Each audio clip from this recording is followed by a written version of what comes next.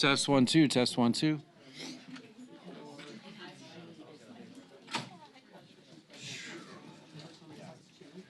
No props.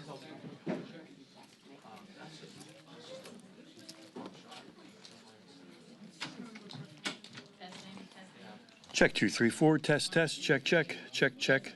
Check check. This is a check for Rick. Y'all good, Rick? Jim, you good? Okay, thanks for being responsive, Rick. And Jim?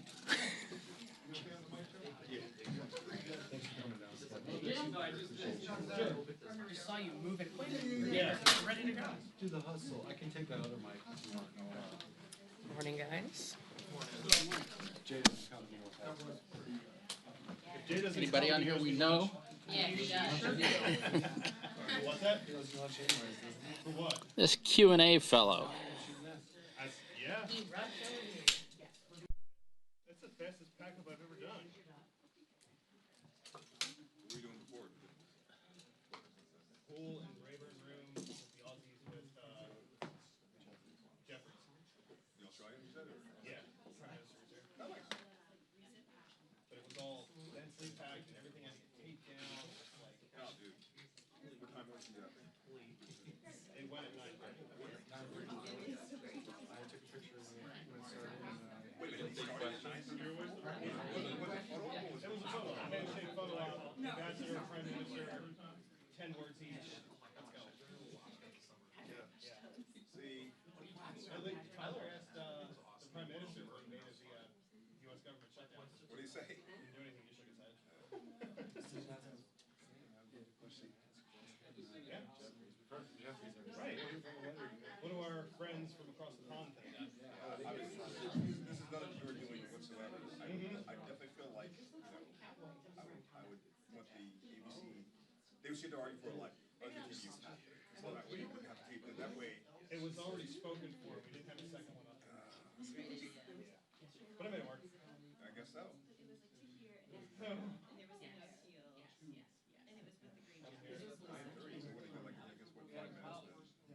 It lasted all of 7 minutes.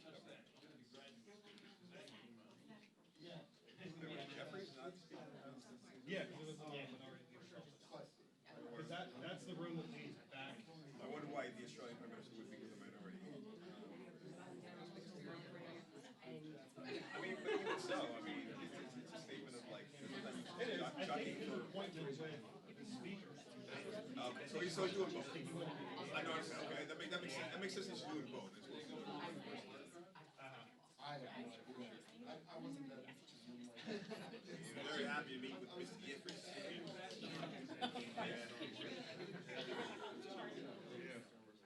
Now we don't fight crocodiles. Are you watching Dancing with the Stars?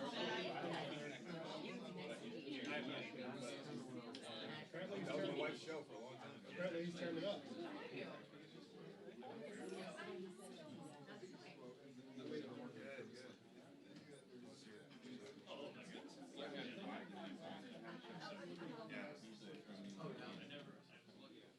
I like it.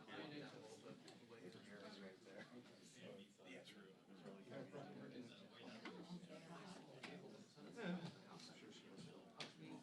All right, we need to change battery before we go. 61%. Always set up for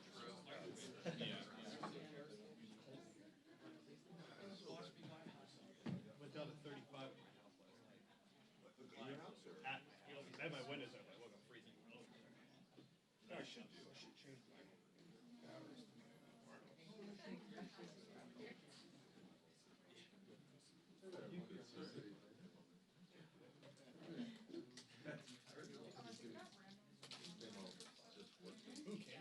Yes, I won. He's in charge. Take candy from strangers.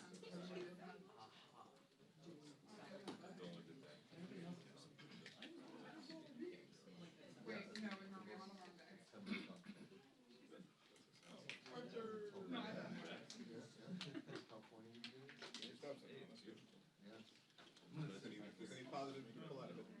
Yeah. I mean, considering I hiked all over the river and oh gosh, 3 days. Friday, Saturday, Sunday, probably did the equivalent of like It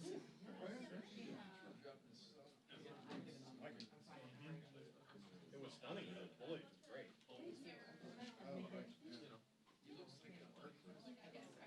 Ryan, can you speak in the Chad's mic real quick?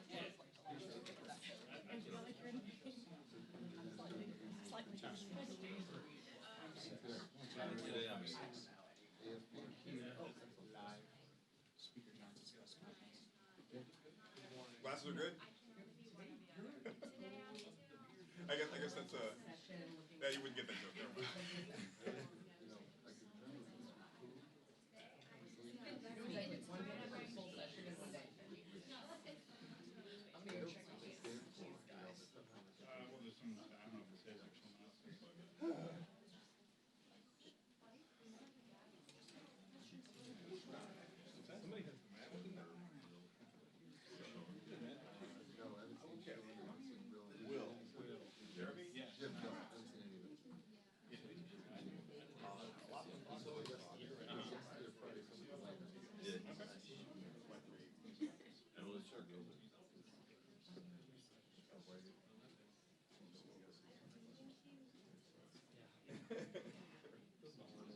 How are you?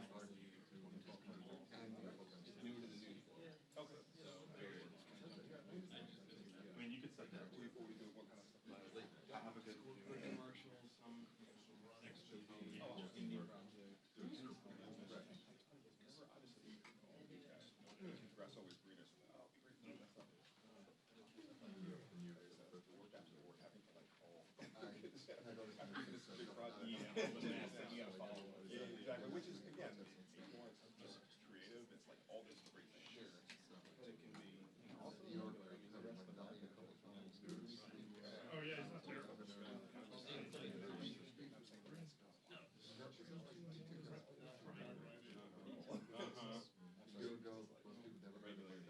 definitely, yeah.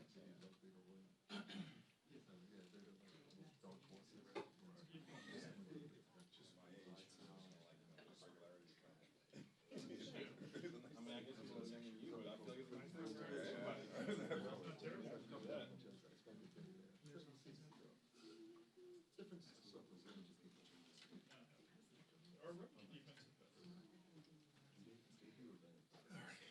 Our defense The doesn't bigger work. part is a 2-day conference in New York, so it's always in the US.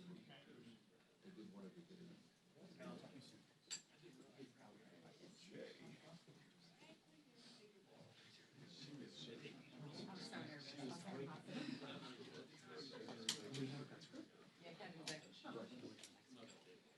So it's a good event. Nice room, staff, loads of food. Good food. Yep.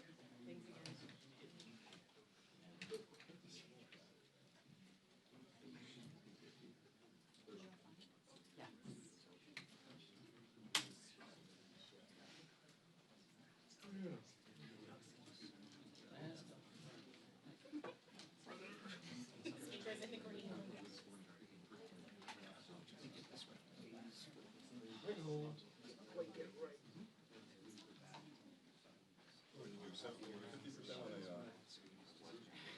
do 50% on a bigger battery or 75%?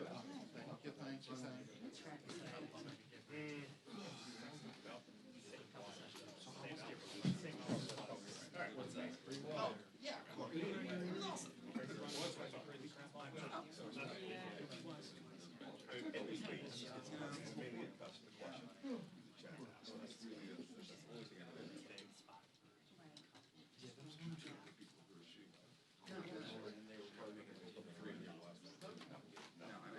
Right next door. He had some all last week off.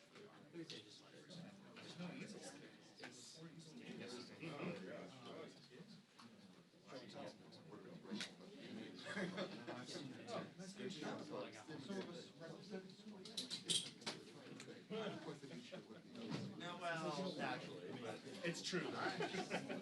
The experiment is on. He says he don't work on it.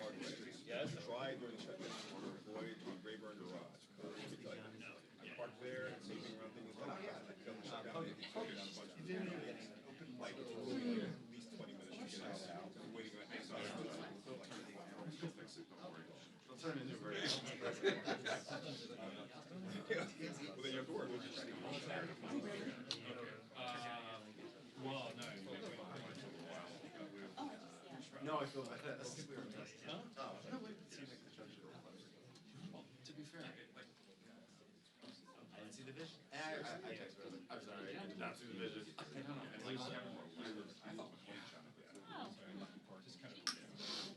Yeah.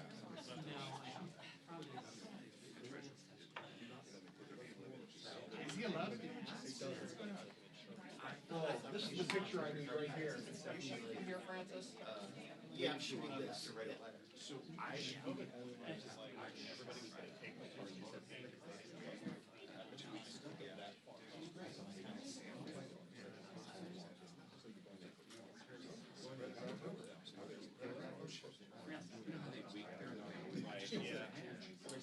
I just try not to throw anything around. No, that's not the hill. It was funny because I noticed there was nothing. Yeah, well, you can always say, oh, yeah. It's not next day. It's next day. I think Carl. Or you're blocking somebody else. Yeah.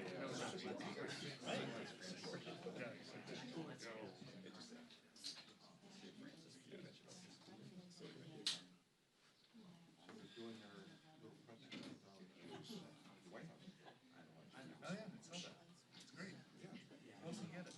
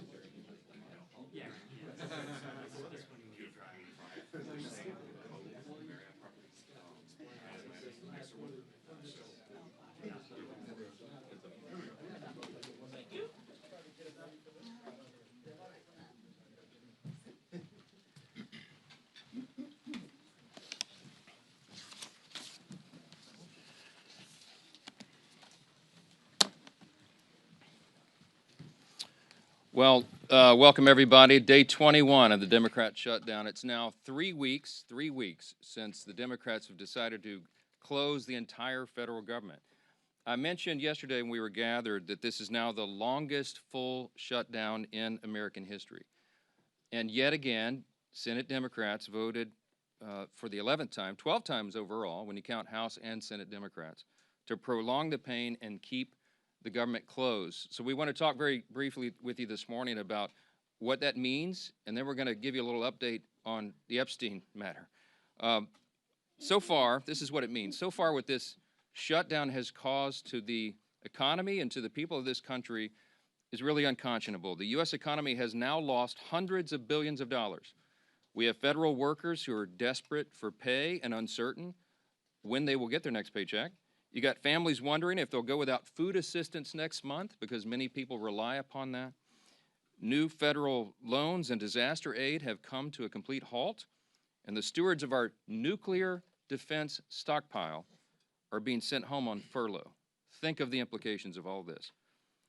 All of it hurts the economy, it hurts our national security, and it hurts the American people, and the Democrats seem not to care. I was watching Republican Senate Majority Whip Barrasso this morning on an interview, and he said it, I think, very succinctly. He said the Democrats are practicing the politics of pain. I'm not sure I could say that any better. That's exactly what it is. And you think of what's happening right now. Think of what they have demanded in exchange as a ransom, the hostage they've taken to reopen the government. They're demanding taxpayer-funded health benefits be restored to illegal aliens. They're demanding that we spend billions of dollars overseas for ridiculous programs that the American people do not support. They want to claw back the $50 billion that we just got signed into law on July 4th to support our rural hospitals and all sorts of other crazy things. They're demanding taxpayer-funded health benefits for illegal aliens instead of agreeing to pay our men and women in uniform and provide vital health services and all the things that our most vulnerable Americans depend upon. It is unforgivable. And this is an indisputable fact. Everybody can see this, and everybody in this room knows what I'm about to say is true. Chuck Schumer and Hakeem Jeffries are terrified of their far left base in New York and around the country. So they have given in to their demands to shut down the government so that they themselves can get the left's approval and somehow salvage their political careers. That is the whole story in one sentence, okay? That's why Schumer said shamelessly that every day of the shutdown gets better for us. Who's the us? He's talking about he and Hakeem and the Democrats who are afraid of the far left base. So today I want to put a finer point on some of the very real consequences we're seeing and what they mean for Americans around the country. And I'll zoom in on some of these key Democrat states where the senators continue to dig their heels in and vote against opening the government. Yesterday from NBC News, here's the headline: air traffic control staffing issues cause flight delays across the country. The Secretary of Transportation said 53% of flight delays are now due to staffing issues, and usually that number is 5%. From Colorado, food banks face growing crises as shutdown impacts become a reality. That's the headline from Sky High News. What are Colorado's two Democrat senators doing? You've got Hickenlooper and Bennett. They have both now voted 11 times to keep the government closed. Virginia, here's the headline yesterday, KSL. Virginia employees fear shutdown's impact on veterans' medical care. And meanwhile, their two Democrat senators, Tim Kaine and Mark Warner, have voted repeatedly to put their thumb in the eye of those veterans, and they won't end this pain. From Hawaii, Hawaii News Now says, headline, government shutdown impacts telehealth for seniors in Hawaii. Seniors in Hawaii rely upon telehealth. Guess who's shutting it down? Their two Democrat senators, Brian Schatz and Mazie Hirono, voted again and again to keep the government closed and disrupt the health services for seniors in their own state. They've got a lot to answer to. From California, here's a headline, ABC 7 News. Alameda food banks step in to help TSA workers, families impacted by government shutdown. That is disgusting. And both of California's senators, Padilla and Schiff, have voted 11 times to block the pay of those TSA agents and their families, the paychecks they rely upon. From Illinois, WIFR, yesterday, federal courts in northern Illinois reduce operations due to government shutdown. The courts are reducing operations, and you've got Illinois Democrats, Senators Duckworth and Durbin have voted to keep the government closed. We can do this all day long. That's a sample. Democrats used to care about the harm that shutdowns caused hardworking Americans, but now we can all see very clearly that was always based on politics and not principle, because they have thrown the principle out the window. And yesterday, there was an article from The Hill that laid bare that very fact. A Democrat senator was speaking anonymously and admitted, quote, people are going to get hammered if they vote for the House passed bill to reopen the government. The clean, nonpartisan CR, they're going to get hammered. Another insider said in that same story, quote, we would have enough votes to reopen the government if people were not terrified of getting the guillotine, okay? They mean it metaphorically, but in a political sense, that's exactly what they're concerned about. And think about the fact that we're just laying out here. These are simple facts. We come out here every morning and remind the American people of what's going on. Do not let them distract you from the facts. The American people would have an open government if Democrats were not terrified of their radical base. That is the headline. Every single one of you should write that. That's the ugly truth. The Democrats are not governing in good faith. They're covering their own tail. They're out here decrying the so-called forthcoming health care crisis, they say. It's the one that they themselves created. The Democrats created Obamacare. They're the ones that created a subsidy with an expiration date. They're the ones that did all of this. Republicans are trying to fix it. And they're trying to blame Republicans for the crisis they themselves created. They cry foul when we won't bail them out of their own shutdown. I don't have anything to offer, as I've explained. I don't have any partisan priority I can pull off of the CR to make it more palatable for them. There's nothing to negotiate. They just have to do what they've always done in the past, that they did 13 times during the Biden administration, and they did as recently as March of this year, to open the government so that people can get their services and their paychecks. And they go before cameras incredibly, and they just lie to the American people over and over. It's a stunning thing to watch. It's time to stop the political games. The Democrats have got to stop this so that we can get back to the work here. For the sake of the American people, I hope they do. I hope Democrats finally come to their senses soon and the pain will end so we can reopen the government and get back to the hard work here. Let me say this. Now, while congressional Democrats continue their dangerous political games, the bipartisan House Committee on Oversight is conducting its investigation into the heinous crimes of Jeffrey Epstein. And it has continued. It has not stopped during the government shutdown.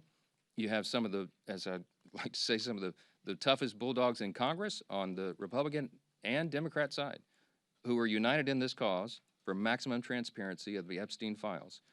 I'm for that. Chairman Comer is for that, the Oversight Committee chair. You'll hear from him in a moment. All these leadership team are, all the Republicans in the House are for maximum transparency and always have been. My good friend, Chairman James Comer, is going to give you an update on that shortly, but I just want to make a couple of key points very clearly before I bring him up here. Congressional Democrats are rudderless right now. I don't know how else to describe it. They don't have a message, they don't have a leader, they don't have any identifiable set of policy solutions for the problems facing the American people. Their party continues to hit all-time historic lows in poll after poll after poll, and many of you have reported on that. These are objective facts. They're utterly lost as a party, and everybody can see it. So what are they doing? They see a shiny object, and they latch onto it. Democrats did not say one word about the Epstein files for the entire Biden presidency. They had all the files in the Biden DOJ. They didn't say a word about it. 4 years, not a word. And suddenly now, they somehow convinced themselves that the Epstein files will be damaging to President Trump and Republicans in some way that they've imagined. And so they feign outrage. Let me be very clear about this. I've met with some of the Epstein victims. Some of these brave women have come forward. They were here on Capitol Hill, as you all know. We heard their stories. It's gut-wrenching. It's disgusting what they've been made to go through, and they bravely came forward. We're working around the clock to ensure that justice is served, and also as part of the oversight to figure out why justice has been delayed for so long. All credible information we will ensure is released to the public, and we also, at the same time, are fulfilling our responsibility to protect the innocent victims. By the witnesses' own testimony, these ladies who've come forward, they estimate there may be as many as 1,000 young women who were subjected to these heinous crimes. And many of them have chosen not to come forward and show their faces and reveal their names because it would compound the harm that they've already suffered. And so we want to protect those people. That's the sum total of all of this. That's our responsibility. And short of that, we want maximum transparency. And that is exactly what the American people are getting right now. That oversight investigation, they're working around the clock, and here's what the latest update, if you're not keeping track. They have now subpoenaed and released 43,000 pages of documents. They have subpoenaed and released DOJ and Epstein estate documents, with more to come. They've issued 11 deposition subpoenas, and they've released Bill Barr's deposition transcript. Just a few days ago, they released the transcript from the interview with Alexander Acosta. They requested and begun to receive suspicious activity reports from the Treasury Department, and the department is fully cooperating in that. And they published letters from Eric Holder, Merrick Garland, and James Comey stating they had no knowledge or information related to the committee's investigation. Those documents include the ones that were released on Friday of last week, okay? The Epstein estate documents include his personal phone logs, his travel logs, his financial records, the ledgers that many people have been wanting to see, and even his daily calendar. The investigation and continued document release is ongoing even as we speak. And let me say this clearly as well. The bipartisan House Oversight Committee is already accomplishing what the discharge petition, that gambit, sought, and much more. The Epstein estate files that have been this new treasure trove, the third batch of information released right now, was not even included in the discharge petition. Didn't even think of it. And again, the investigation is bipartisan, it's nonstop, and it's far broader in scope than what is covered by the discharge petition and has already yielded significant results. Unfortunately, some Democrats and sadly even a couple of Republicans have tried to make this a political issue. They seem to be more interested in trying somehow to lay a glove on the president than in securing justice for these victims, and I think that is shameful. But as Chairman Comer will tell you, the work of the bipartisan investigation continues, and we brought him here to share with you some of those thoughts. Chairman Comer, thank you for your hard work, and take it away. Thank you. Well, thank you, Mr. Speaker. As Speaker Johnson already said, today marks the 21st day of the Schumer shutdown. Democrats' political games are hurting hardworking Americans. This week, essential federal workers won't receive their paychecks because Democrats voted against paying them. That includes Border Patrol, CBP agents, TSA, FAA staff, DOD civilians, FEMA responders, and Capitol Police officers. The overwhelming majority of Americans oppose this Democrat shutdown. Democrats know it, so they're trying to distract from the fact that they shut down the government by pushing a false narrative about President Trump and Jeffrey Epstein. Let me be clear. No one is protecting Epstein or his associates. The House Oversight Committee is conducting a thorough review of the federal government's handling of the Epstein investigation, one that goes far beyond the discharge petition the legacy media is obsessed with. To date, the Oversight Committee has released over 43,000 pages of documents and issued 13 subpoenas. We've conducted a deposition with former U.S. Attorney General Bill Barr and a transcribed interview with former U.S. Labor Secretary Alex Acosta. I don't think I need to remind anyone in here, they are both Republicans and both former cabinet secretaries in the Trump administration. And guess what? Those interviews completely debunked the Democrat smear against President Trump. Barr stated that there was no evidence that President Trump was involved in Epstein's criminal activity. Acosta confirmed there was no contact with President Trump during the Florida case. No link, no conversations, nothing. Despite these facts, Democrats, especially Ranking Member Garcia, continue to spread lies about President Trump, and they are lies. They're infected with an incurable case of Trump derangement syndrome. Oversight Committee Democrats post daily about Epstein. In fact, they've posted or reposted about Epstein nearly 60 times on X since the shutdown began. You know how many times they posted about essential federal workers not receiving paychecks because they voted against funding the government? Once. They've posted about that once on the Democrat Oversight Committee and over 60 times about Epstein. You see where their priorities are. Let's be clear. Democrats don't care about transparency or accountability in this matter. The evidence we've gathered does not implicate President Trump in any way. Public reporting, survivor testimony, and official documents show that Bill Clinton had far closer ties to Epstein. We're working to bring former President Clinton in for a deposition, but the Democrats aren't helping one bit. You would think, since we've already brought two former Trump cabinet secretaries in, they would be willing to bring in a Democrat who's had publicly a far closer relationship with especially Maxwell and Epstein. So why is that? That's a question every reporter should be asking Ranking Member Garcia and every Democrat on the committee. Why aren't you helping to bring Bill Clinton in for an interview and deposition just like we brought in Barr and Acosta? The Oversight Committee remains committed to accountability and transparency for the American people and for Epstein's victims. Our investigation has not stopped during this shutdown. We've released more documents just this past Friday.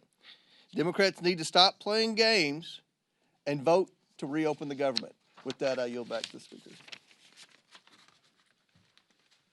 Thank you, Chairman Comer, and truly appreciate the hard work you continue to do to get the facts out. And that's what this has always been about. We want to continue to get those facts out, and your committee has been working tirelessly to do just that. As we enter the third week of Chuck Schumer's shutdown, I think nobody can sum up just what is really going on better than the article yesterday in The Hill. You know, we've been saying up here for weeks that the real motivation behind the Democrat shutdown of the government is that they're afraid of the most radical far-left elements of the Democrat Party base. And yesterday, The Hill, in a pretty riveting article, laid bare the underbelly of the Democrat Party's motivation. It truly is fear of their own party's base that has driven the Democrats, especially in the Senate, to shut down the government. It's a calculated decision.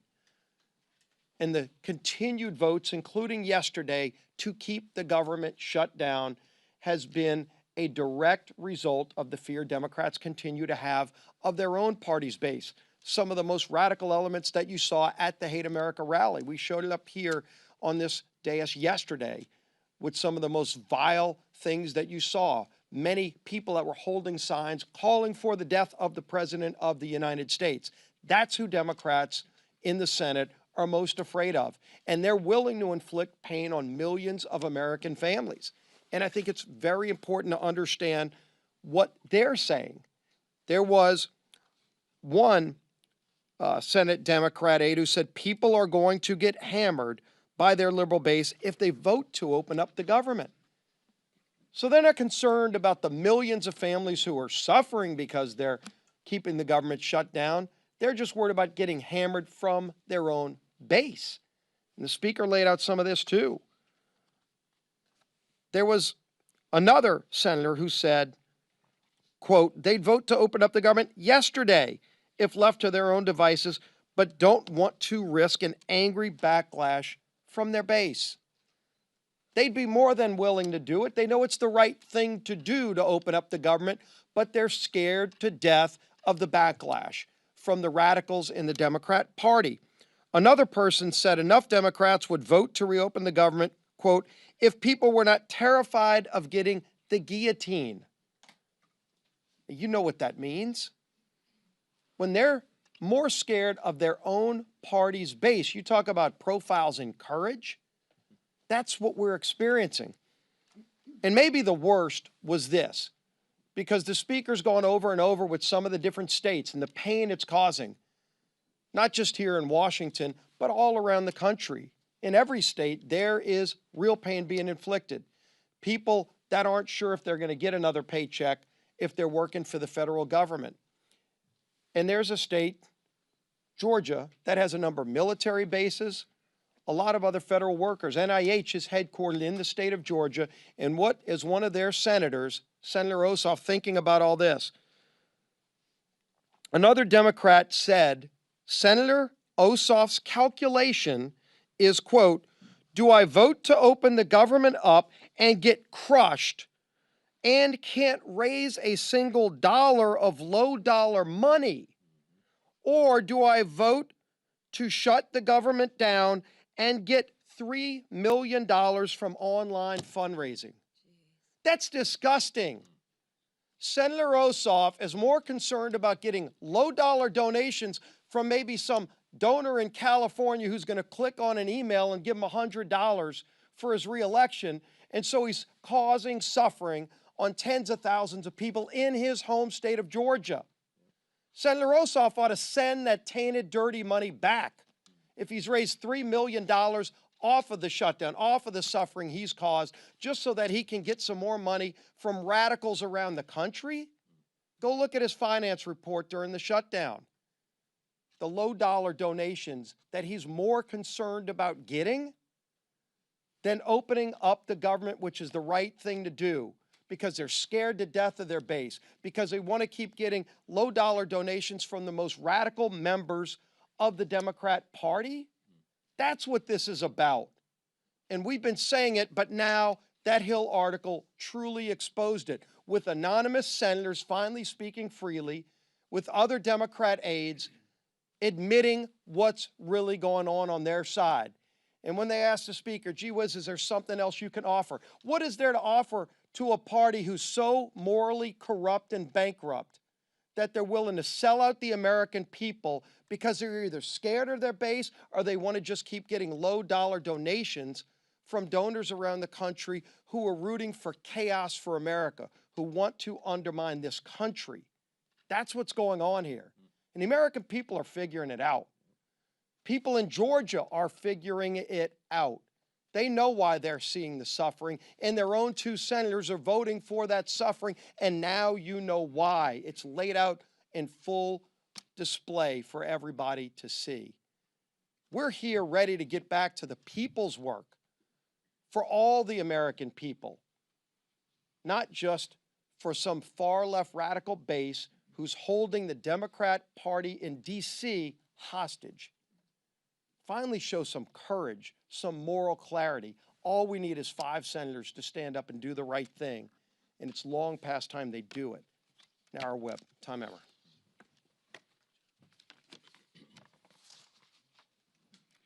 Welcome to day 21 of the Democrats' shutdown, where Democrats have now voted 12 times against funding our government. Why is that? I'm going to read the same quotes from those anonymous Democrats. People are going to get hammered if they vote for the House-passed bill. A second person familiar with the political dynamics said centrist senators are fearful of breaking with leaders while party activists are planning the anti-Trump rallies. Another one, we would have enough votes to reopen the government if people were not terrified, as Steve and both Mike have pointed out, of getting the guillotine. Another Democrat strategist said the main driver is fundraising, which Steve just went over. Do I vote to open the government up and get crushed and can't raise a single dollar of low-dollar money? I mean, it's amazing, Steve. This is what it's all about. And this is what everybody in this room should be reporting every single day. They should be held accountable for this type of behavior, because it is having serious consequences all across the country. Real Americans are getting hurt while these political elites in the defunct Democrat Party are playing political games. Border Patrol agents are being forced to go without mission-critical funding. Low-income families, nutrition assistance benefits like SNAP and WIC are being jeopardized, all so these Democrats can appease their radical pro-terrorist wing. That is what they are. You saw it. And anybody who wants to push back, then they should disavow any connection to people who are calling for the death of any elected official, let alone the President of the United States, which they seem to be fine with, or this Attorney General candidate in Virginia. They won't even do that. This is a party without a message, without a leader, and without a future at this point.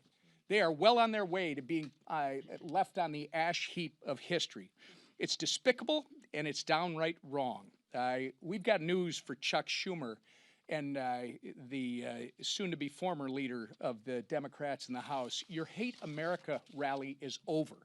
It's past time for you to stop thinking about yourselves and start thinking about the people that you were hired to serve. The American people are not and should not be pawns in your shutdown games, and they should not be forced to suffer just so you can play politics here in Washington, D.C. Put an end to this madness, pass our clean CR, and let's reopen this government immediately. Our conference chair. Thank you. Well, good morning, everybody, and thank you, Mr. Comer, for being here. Again, don't let the facts get in the way of a good story, right? Our side, a lot of facts. The other side, more headlines than anything, right? Press the other side on the facts, because the facts speak for themselves, no different than Chairman Comer laid out with all the work that he's doing, and transparency, right? It's been 1 month since House Republicans passed a bill to keep your government open. And how did Democrats celebrate? Well, they partied with communists and socialists who hate America, right? While Democrats were marching with their radical mobs, Republicans were actually meeting with Americans, listening, helping, and working. Let me give you a few examples. Congressman Ciscomani visited a food bank helping families with food insecurity. Congressman Rick Allen stood with veterans left in limbo by the Democrats' political games. And Congresswoman Nicole Malliotakis thanked U.S. Park police officers while they worked without pay. That's the contrast. Because as the leadership team behind me said, I'm sure those low dollar amounts that they're raising, they're probably giving those monies back to the food banks and those people, right? No, they're putting it in their pockets. Republicans are working to help constituents navigate the chaos Democrats created when they chose to shut down the government. And the government and a shutdown should never be used for more wasteful spending. Democrats are performing for their radical audience. We see it time and time again. One side shows up for the American people. The other side shows off for their social media. The bottom line is this: Democrats are not fighting for you. They're fighting for the most radical 1% of their base. And of course, that low dollar fundraising number. They're also leveraging the shutdown to demand $1.5 trillion in wasteful spending, climate pet projects in foreign countries, and health care for illegals. But Republicans won't cave. We won't fund the waste, fraud, and the abuse that the Democrats so violently and vehemently advocate for. We won't hand your tax dollars to illegals. Those are your tax dollars. And we won't let radicals dictate America's future. So it's time for the Democrats to wrap up the photo shoots and end the who's more radical contest and vote to reopen the government. Let's get the government reopened for our troops. Let's get the government reopened for our families. And let's get the government reopened for the American people. Thank you. Questions? Far right, yes, sir. Yeah, a CR is only one way to fund the government, and some of your members are kind of uncomfortable with being out on recess for a month. So why not bring everybody back, work through the appropriations that you haven't passed yet, and sort of do an end run around Hakeem Jeffries? Yeah, so couple things. First of all, 99.5% of the House Republicans understand exactly what we're doing. They agree with it. We talk regularly. We'll have another conference call later today. They have been out doing very essential, very important work in their districts, and their constituents appreciate that. I mean, they've been everywhere because, as Chairwoman McLean said, they've got to help cover the bases for the crisis that's been created by the Democrats. Now, the calculus and the strategy on when I bring everybody back, people have said, are you going to change your strategy? And I've said to you all very plainly in good faith, we don't have a political strategy here. I don't have a strategy. We're just trying to do the right thing. We did what has been customary here and passed a simple CR. Again, this is really important, and it should be a headline in your journals as well. This is the first time in history that any party has shut down the government over a clean CR. It's a clean CR. That's the whole thing. There's nothing much more we can do. With regard to appropriations, the House Appropriations Committee has done its work. They got all 12 of the bills through committee, bipartisan fashion, by the way. Got them through committee. Now we got 3 off the floor. The Senate got 3 off the floor. They don't match exactly, so they're going to conference committee. The appropriators are working during this period when we're not here on the floor. They're working and coordinating amongst themselves across the aisle and across chambers to get the next batch of appropes ready and teed up for House passage. As soon as we get back to regular legislative session, we look forward to doing that, and the clock is ticking. Remember this as well. The CR was set to November 21st. Was that a random date? No, that date was chosen by Republicans and Democrat appropriators, decided upon to allow for 7 additional weeks so they could finish the job that you just asked about. Right now, the great irony is the Democrats who say they want everything to be done, they are the ones that are eating up the clock. They're preventing that very thing from happening. So many of you have asked me in the hallway, is November 21st going to allow enough time? That's becoming a very dicey prospect right now because we need every single day. Now, the appropriators are working right now. As we speak, they're working on it. I myself have spoken to appropriators in the Senate on the Democrat side. I mean, we're trying to prepare this work and to get it done as soon as possible, but it is true that the pressure gets turned up every day of the calendar that's eaten up by the Democrats' political nonsense. Back row, yes, sir, on the best.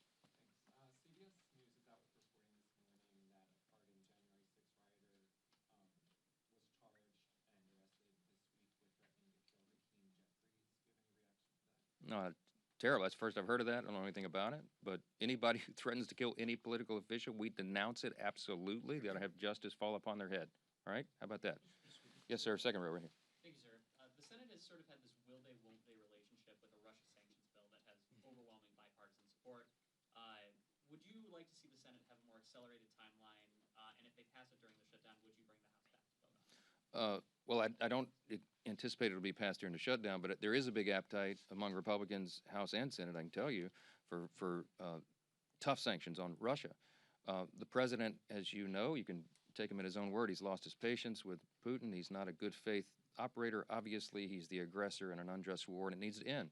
The president's using every leverage point he has to bring that a resolution, bring an end to that war that's killed so many people and cost so much money, and it's just been a terrible thing. Everybody on the world stage, I talked to my colleagues, my counterparts, the speakers of the various parliaments of the other free countries, the G7 and others, and everybody's unified on this. Everybody wants this to end. President Trump's the only strong enough figure on the world stage who has a chance of doing that. And you know he's bent over backwards to make it happen. Now, what we need right now is we need good faith on the part of Russia and Ukraine, that they would come to the table to work on a diplomatic solution to bring this to an end. The president's trying to force that in every way he can.